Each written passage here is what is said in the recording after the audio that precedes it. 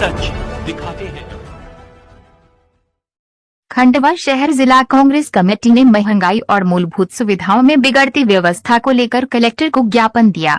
इस दौरान कांग्रेस ने गैस सिलेंडर, चूल्हा, कंडे, लकड़ी और कोयले लेकर प्रदर्शन किया। लगातार समस्याओं से जनता जूझ रही है, लेकिन जिम्मेदार अधिकारी चुप्पी साधे बैठे हैं। कांग्रेस पार्टी ने इस बार प्रशासन की चुप्पी पर विरोध जताया।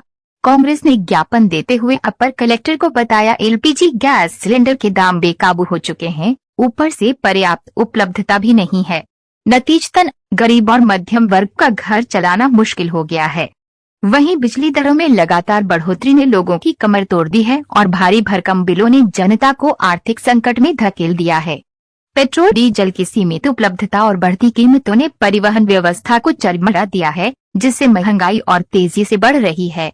सबसे गंभीर मुद्दा किसानों का बताते हुए आरोप लगाया गया कि सरकार समय पर फसल खरीदी नहीं कर रही, जिससे किसान आर्थिक रूप से बर्बादी के कगार पर पहुंच रहे हैं।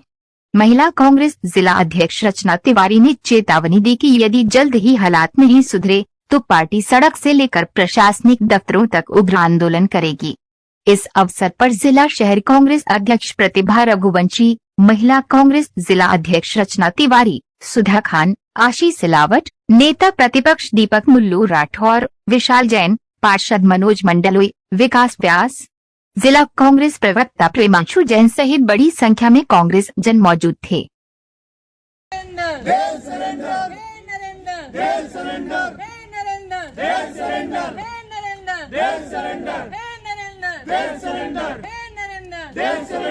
सखी सैया तो खो गई कमाल है, महंगाई जान खाए जाते हैं। सखी सैया तो खो गई कमाल है, महंगाई जान खाए जाते हैं।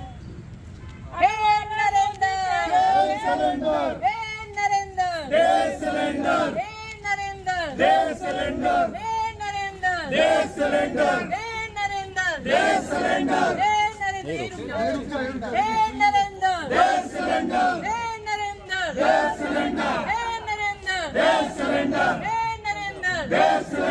बिजली पानी दे न सके जो सरकार निकम्मी है, जो सरकार निकम्मी है, वो सरकार बदलनी है। बिजली पानी दे न सके जो सरकार निकम्मी है, जो सरकार निकम्मी है, वो सरकार बदलनी है। बिजली के दाम कम करो, कम करो, कम करो। सिलेंडर के दाम कम करो, कम करो, कम करो। बिजली के दाम कम करो, कम करो, कम करो।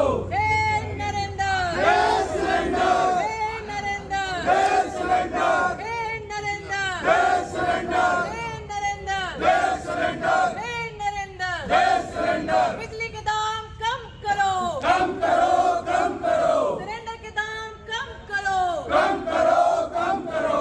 बिजली के दाम कम करो, कम करो, कम करो। सिलेंडर के दाम कम करो, कम करो, कम करो।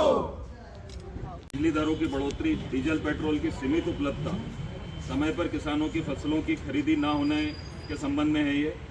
इसमें हम निवेदन करते हैं महोदय, वर्तमान समय में आमजन जो आवश्यक सुविधाओं के क्षेत्र में गंभीर समस्याओं का सामना करना पड़ रहा है, रसोई गैस, एलपीजी के दामों में निरंतर वृद्धि एवं पर्याप्त उपलब्धता का अभाव, बिजली दरों में अप्रत्याशित बढ़ोतरी तथा पेट्रोल डीजल की सीमित उपलब्धता के कारण आम नागरिकों का जीवन अत्यंत प्रभावित हो रहा है।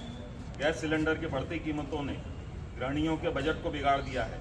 वहीं समय पर गैस उपलब्ध न होने से दैनिक जीवन में भी कठिनाइयां उत्पन्न हो रही है। इसके साथ ही बिजली के बढ़ते बिलों ने मध्यम एवं निम्न वर्गीय परिवारों पर अतिरिक्त आर्थिक बोझ डाल दिया है। पेट्रोल डीजल की कमी एवं मूल्य वृद्धि से परिवहन व्यवस्था भी प्रभावित हो रही है, जिससे महंगाई और अधिक बढ़ रही है। सरकार द्वारा बार बार फसल खरीदी के समय पर ना करके किसानों को आर्थिक रूप से कमजोर किया जा रहा है, जिसके कारण कई किसान डिफाल्टर होने की कगार पर हैं। शीघ्र फसल खरीदी कर किसानों को राहत प्रदान करें। आपसे निवेदन है कि उपरोक्त समस्याओं का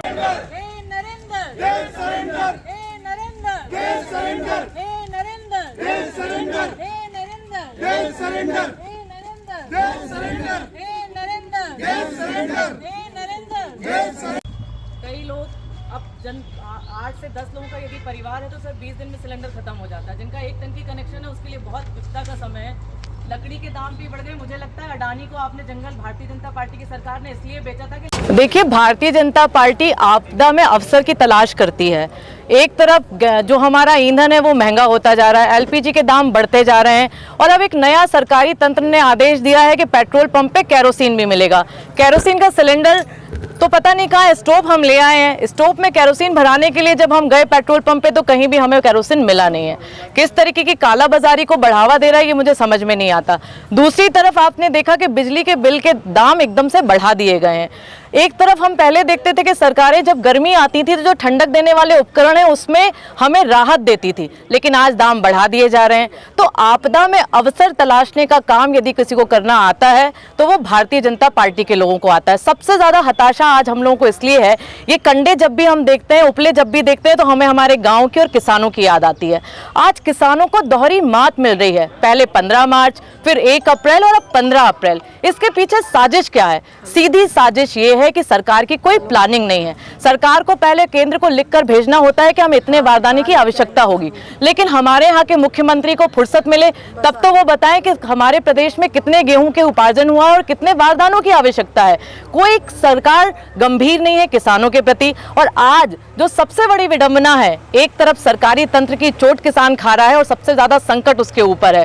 किस तरीके से ग्रामीण अंचलों में लोगों की मोटर, गाड़ियां सब जब्त की जा रही है बिजली के बिल ना भराने के कारण। पूरी सोची समझी साजिश के तहत मध्य प्रदेश के किसानों को डिफाल्टर करने का काम ये सरकार कर रही है।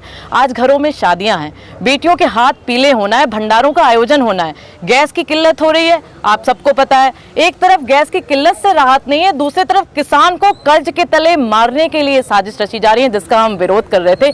आज हमने वो पुराने सारे उपकरण जो हमारे देश में केंद्र में सरकार है अमृत काल कहते हैं, और अमृत काल से हमें आदि मानव के युग में भेजने का काम सरकार कर रही है। तो ये स्टोव आपने देखा जो हमारे कभी स्मृतियों में रहता था, ये लालटेन जो घरों में चलती थी, ये उपले जिसको हम होम के लिए उपयोग करते थे, लेकिन अब खाना बनाने के लिए उपयोग हो रहा है।